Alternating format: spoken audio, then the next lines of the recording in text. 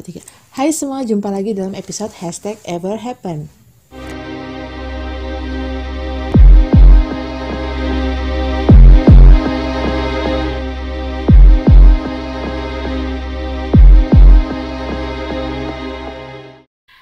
Dan di video kali ini aku mau mengucapkan terima kasih kepada kalian semua yang terus mendukung video-video dari aku dan juga perkembangan channel ini, karena setiap hari channel ini perkembangannya semakin naik. Itu semua karena kalian yang setia menonton, kalian yang setia komen, dan kalian yang selalu setia untuk tidak ketinggalan episode terbaru dari #EverHappen. Seperti yang aku janjikan di video sebelumnya, di episode kali ini aku akan melanjutkan kisah dari Joran van der Sloot. Jadi di bagian terakhir dari episode sebelumnya, aku menceritakan bahwa Joran itu berjanji kepada Kelly, pengacara keluarga Holloway, untuk menyerahkan diri. Walaupun faktanya dia tidak menyerahkan diri, melainkan dia justru pergi ke Peru. Nah, untuk apa dia di sana? Jadi Joran itu pergi ke Peru untuk menghadiri suatu turnamen poker. Nah, siapa di sini kalian yang suka main poker?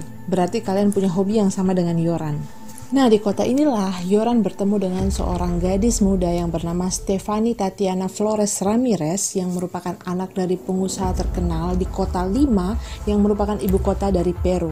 Mereka bertemu di suatu kasino di kota Lima. Pada tanggal 30 Mei 2010, tampak dari CCTV Joran dan Flores memasuki kamar yang telah di-booking oleh Joran pada pukul 5 pagi. Namun 4 jam kemudian CCTV memperlihatkan bahwa Joran keluar dari kamarnya sendirian dengan membawa tasnya. Pada tanggal 2 Juni 2010, Flores ditemukan di kamar hotel dengan kondisi penuh darah di atas kasur.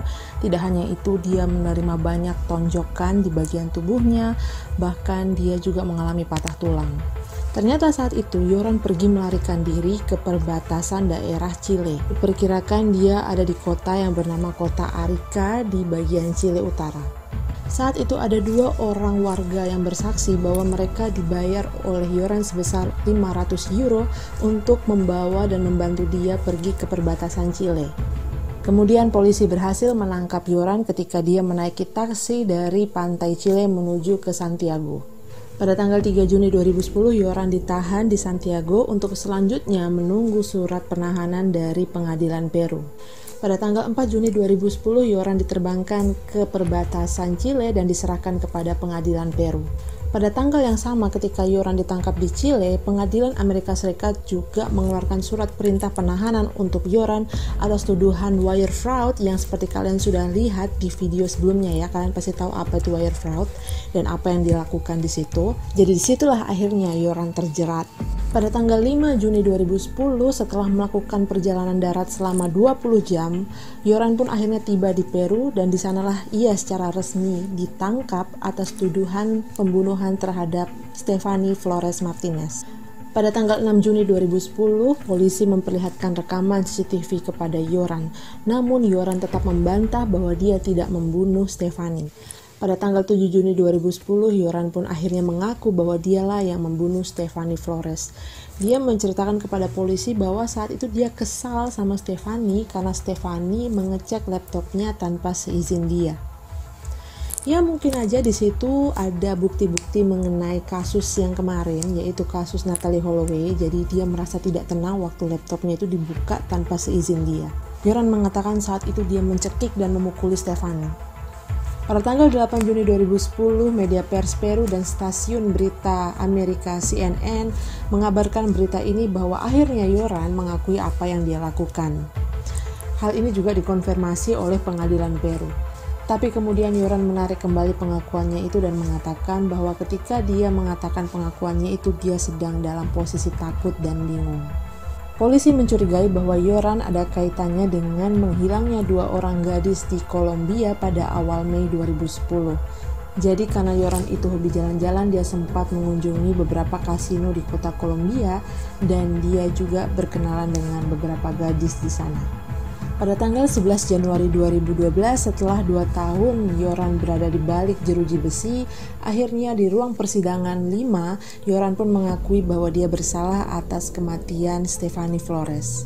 2 hari kemudian, 13 Januari 2012, Yoran pun dijatuhi hukuman selama 28 tahun dan harus membayar denda sebesar $75.000 kepada keluarga Stephanie. Pada tanggal 12 Januari 2012, seorang hakim di Birmingham, Alabama menandatangani surat pernyataan yang menyatakan bahwa Natalee Holloway telah meninggal secara hukum. Surat ini dibuat atas permintaan ayah Natalee agar dia bisa mengurus berbagai kepentingan Natalee dan juga hak-hak milik Natalee. Nah, itu dia tadi perjalanan dari seorang Yoran van der Sloot. Dari 5 tahun lalu dia seperti terlihat anti hukum, dia selalu luput dari semua tuduhan-tuduhan terhadap dia. Tapi kali ini dia tidak bisa lari lagi. Dan dia dijerat dengan, seperti yang kalian tahu tadi, 28 tahun, cukup lama ya. Itu belum termasuk dengan tuntutan mengenai wire fraud yang diberikan kepadanya oleh pengadilan Amerika Serikat.